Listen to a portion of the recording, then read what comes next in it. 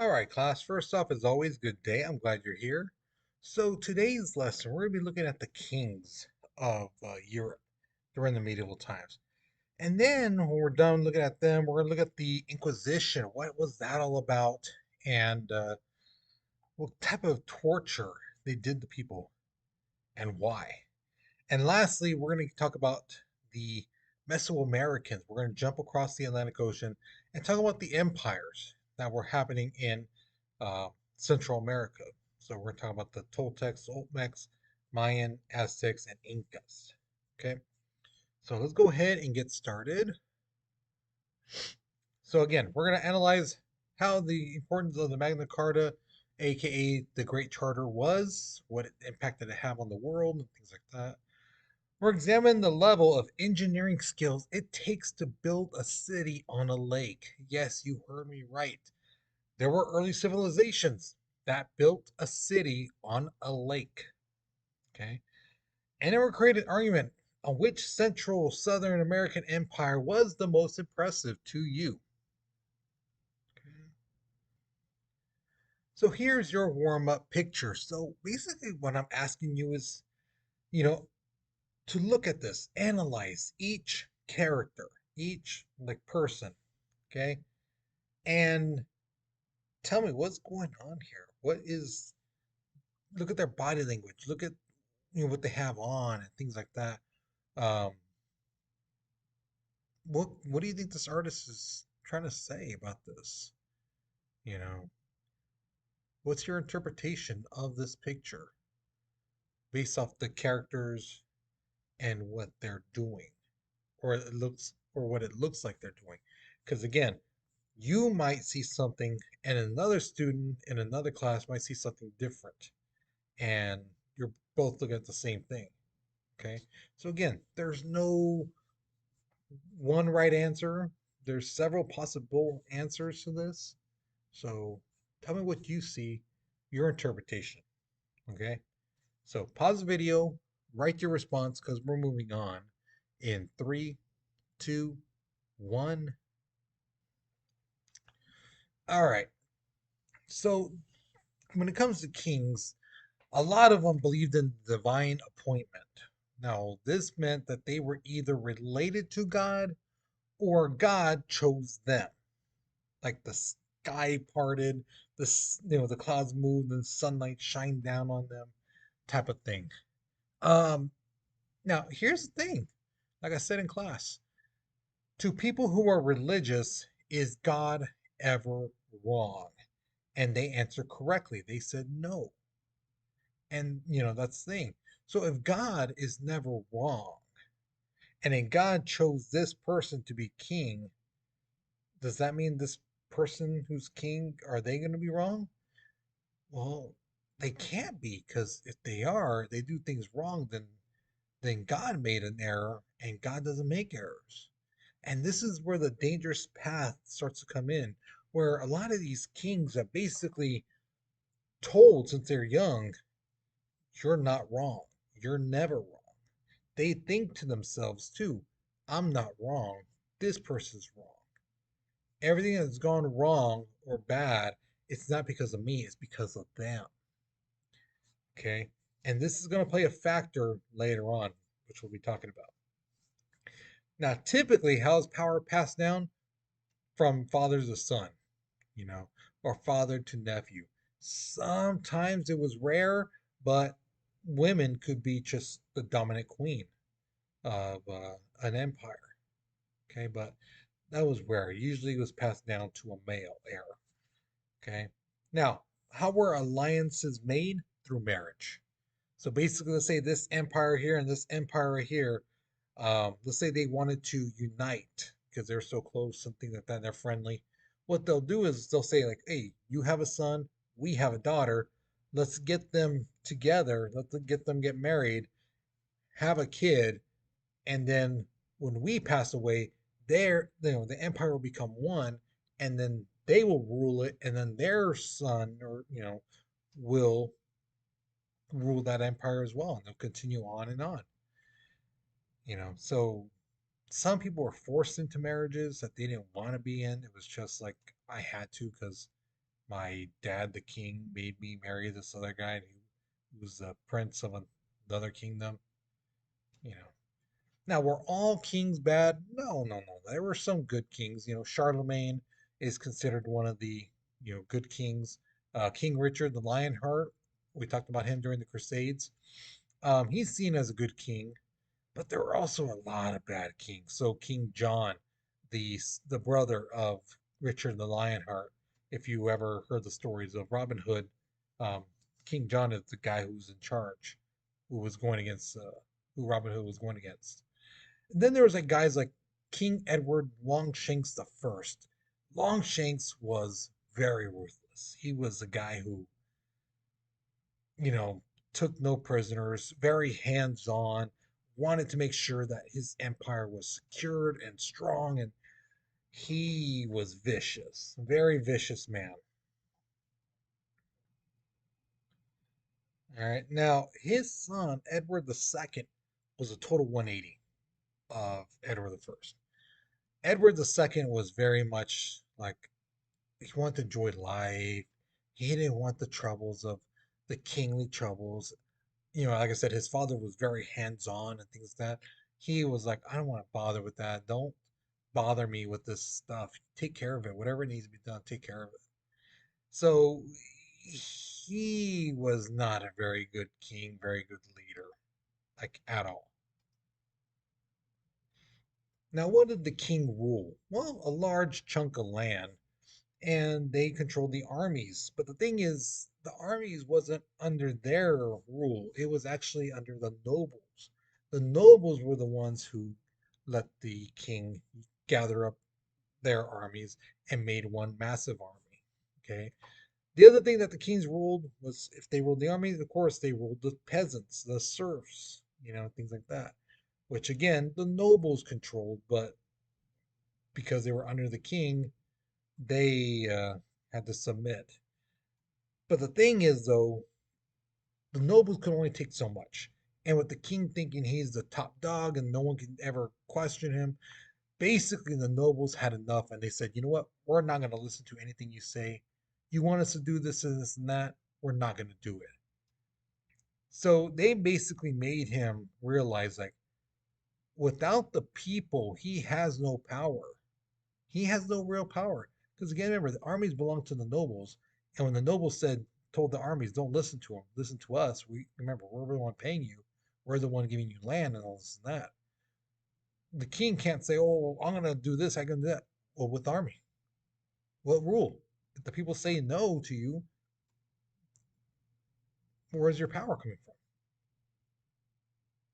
So uh, the king realized, like, yeah, you know what? They're right.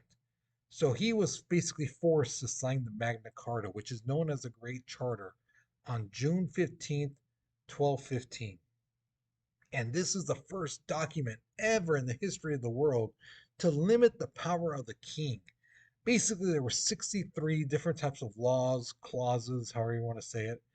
And like the one thing that really popped out was it says no one is above the law. No peasant, no nobleman, no king. No one is above the law. So you can't just like murder somebody and say, "Oh, I'm the king. I can murder anyone I want." No, no, there are consequences for that. Also, the Magna Carta gave rights to individuals and gave justice and did this thing called a trial. My God, people actually went before a judge and things like that, and you know instead of being led like being arrested by the king and the being there for however long the king wants them to be. You know. So going back to that whole divine appointment thing, remember I told you the kings basically felt, hey, I was chosen by God. Um, I'm related to God. God chose me, so I can't be wrong. Well, the Catholic Church and the kings basically started to really clash heads because the thing is, like Pope Gregory the 7th told these kings, no, you're not related to God. You're not infallible. You make mistakes, and you got to realize that. And especially Henry the 4th was like, no, no, no, I make no mistakes. I'm perfect. God chose me. And it's like, no, he didn't. So this is where the church and the king start to really butt heads. Now, also speaking about religion, the Inquisition. This is the time when the church was trying to save people's souls by torturing them. Basically, these guys would get these Jewish, Muslim people and say, you know what, we're trying to save them. They're worshiping the wrong God or they don't accept Jesus and things like that. So we need to convert them.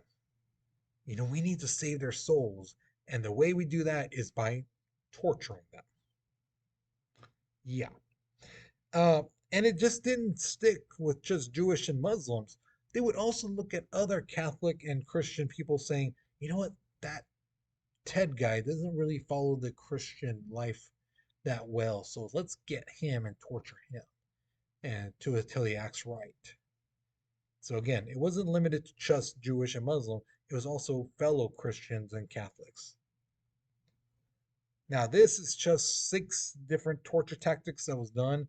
The first one's a pulley. Basically, they would turn this reel and it would stretch your arms and legs to the point where they would come out their sockets. Your arms would pop out your socket.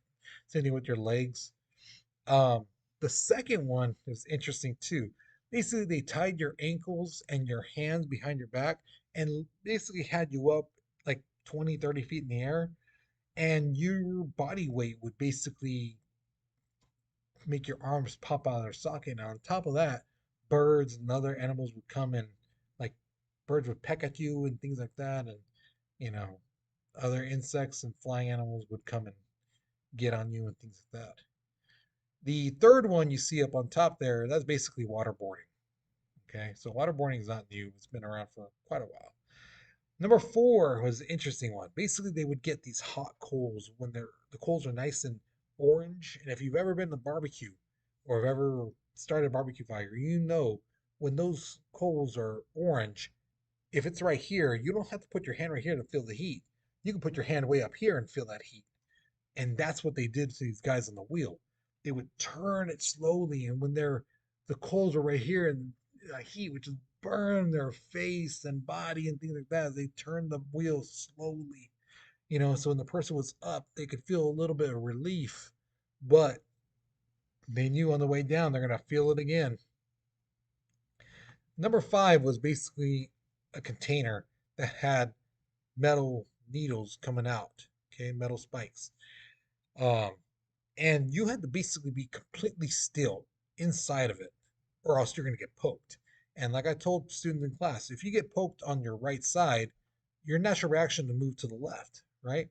But if you move to the left in that thing, you're going to get stabbed there, and you're going to just move around and get stabbed in the head, around the shoulders and legs and things like that. Um, and you would basically bleed, and they would leave you in there for sometimes days. And I don't know anyone who could stand up for days on end. So yeah, people like bled out in that container. And the last one was pretty interesting. What they would basically do is put your feet on a stone slab, right, and then burn your feet. Now, if you try to reach over and try to stop them, they burn your hands. So yeah, this is just 6 of the different torture tactics that they did. There's a lot more, which I will be making a YouTube video of later on. So now let's jump across the Atlantic Ocean and let's talk about Mesoamerica. So the first major empire to pop up on this side of the world was the Olmecs. Okay, they were around 1200 to 400 BC, and they had a pretty decent empire. Considering that they were early man, and in this part of the world again, when there was a lot of tribes, a lot of groups separated, and things like that, these guys actually built an empire, a trading system, and things like that. The next group was the Mayans. The Mayans were from about 300 BC to 900 AD. Um, I'm sorry, 300 AD to 900 AD. And what made them unique was they had temples, large temples, right? Made of stone that just like pyramid structures, right? Now, back in the day, I think you guys were maybe like 5 years old. Um, there was a as Mayan calendar that people thought that when it hit December, it's supposed to be 21st, not 31st or 23rd, December 21st, 2012, that the world was going to end because the Mayan calendar ended and things like that. Guys, these Mayans were great mathematicians and astronomers.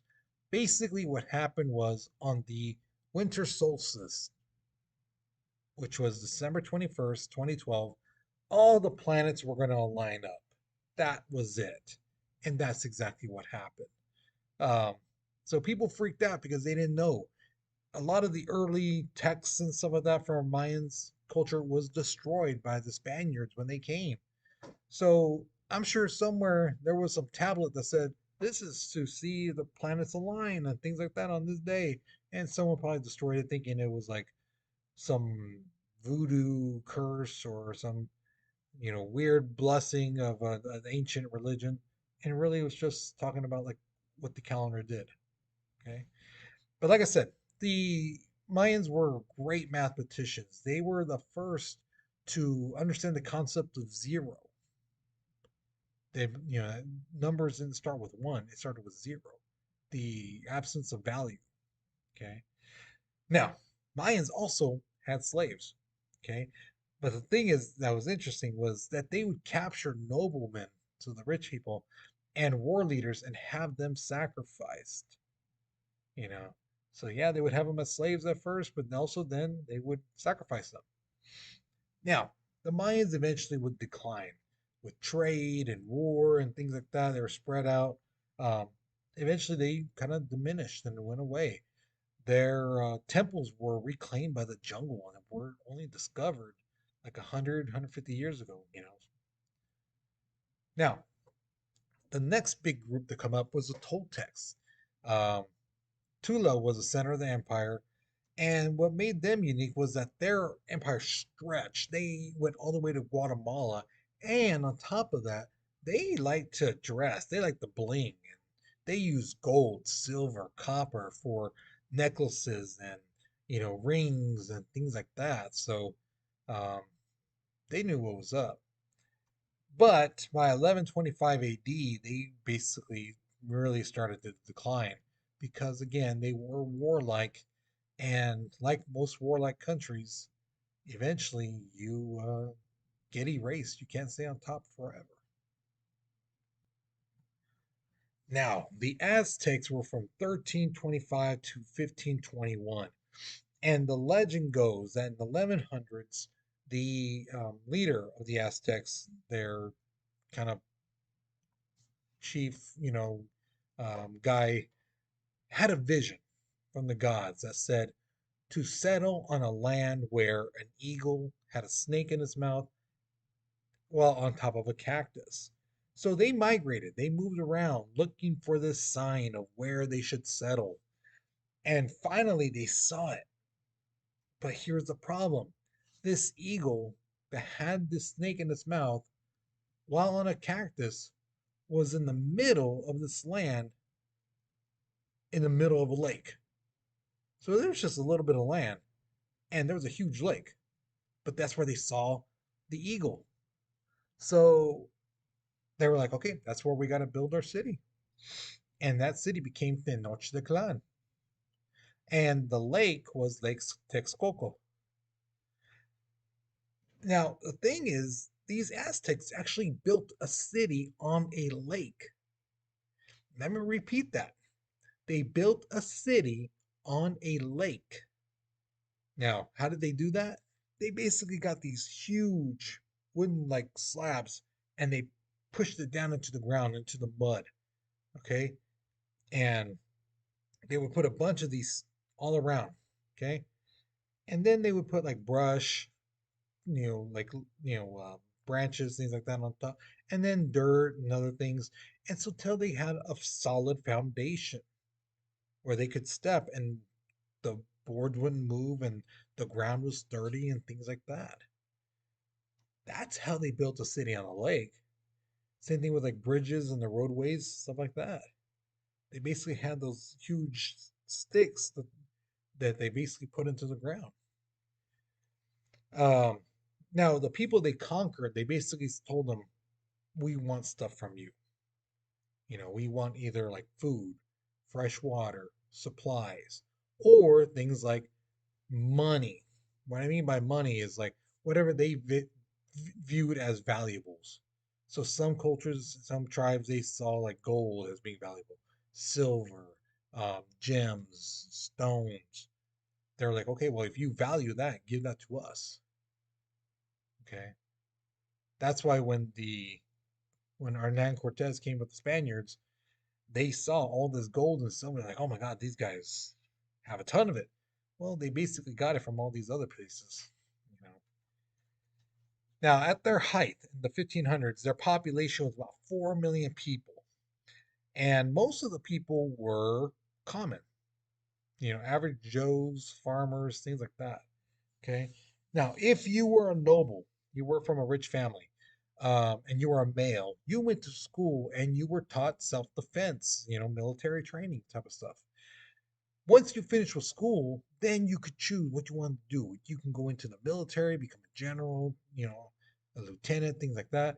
You can be in the government, you know, help out, run, function this whole empire, or you could be a priest, join the priesthood. Okay. Now, in class, I had some students ask, "Is it true that these Aztecs ate people?" Yes and no. Okay. Yes, they sacrificed people. If you've seen the movie Apocalypto, yes, they would put them on a stone slab, get the knife, jam it into the person's chest, like right there, rip down through the chest cavity, open it up, pull out the heart, things like that, and show it to the people. Yeah, they did that. That was called their theater, basically. But the thing is, those hearts were eaten by the royal family because they saw it as, we're absorbing these people's power. You know, that was it. They were the only ones who ate the hearts, not the average Joe, not the average person, not the average farmer. They didn't eat humans at all. It was just the royal family who ate the hearts of the sacrificed victims. Okay, so that's what I mean by yes and no. All right. Now, the last group we're going to talk about is the Incas from 1438 to 1532. They were located in what is current day Chile. Okay. There were about 12 million people at the height. And in their country, their empire, all males had to join the army. Okay. Now, nobles were put in charge of certain areas. So they had a king and emperor, yeah. But the emperor would say, you are the nobleman in this area. You control that area. You control this area. And you, sir, you control that area. Now, to become part of the Inca Empire, it didn't take much. You just had to show loyalty to the Incan Empire. Now, what kind of things did that mean? Well, the citizens would serve in a kind of labor force.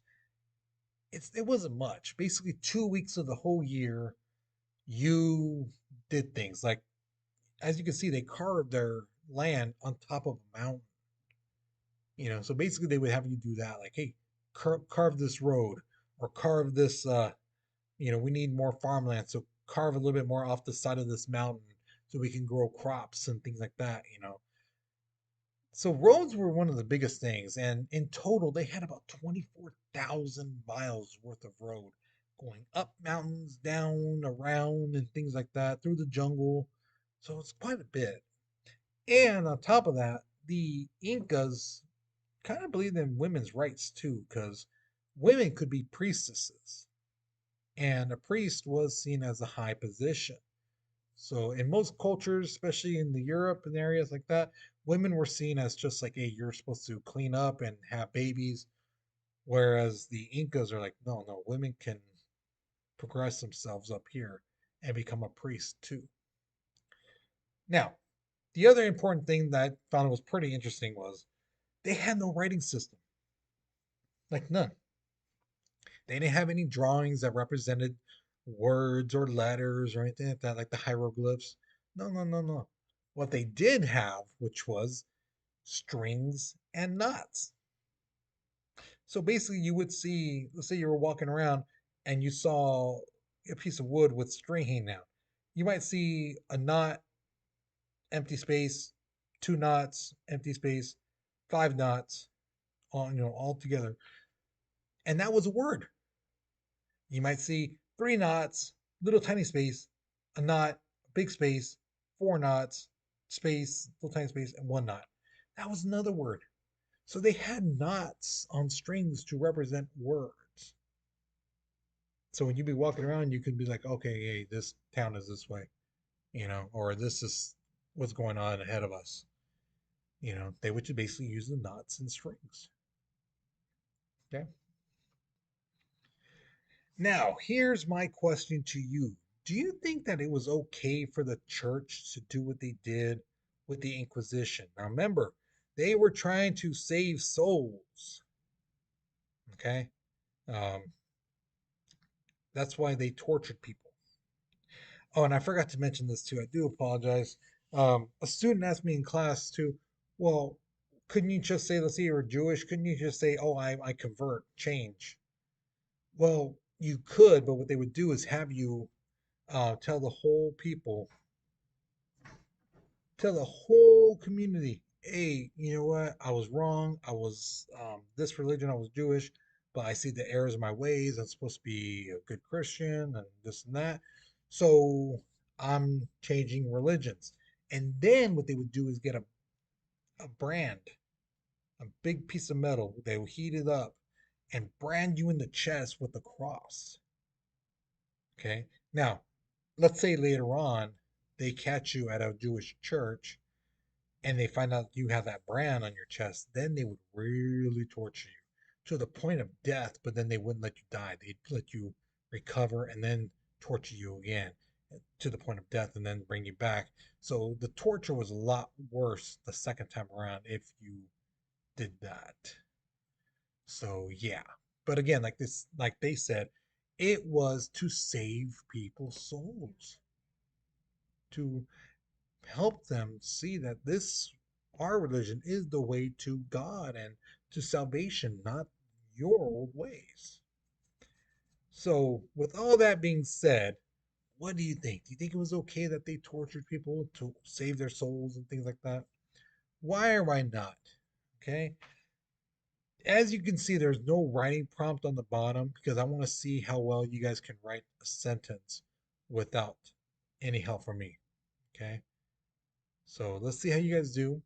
Okay. Um, Once you finish this question, you're done with this lesson. So hopefully you learned something new. Hopefully you enjoyed it. So with that being said, guys, you take care, you be safe, and I'll see you guys later, okay?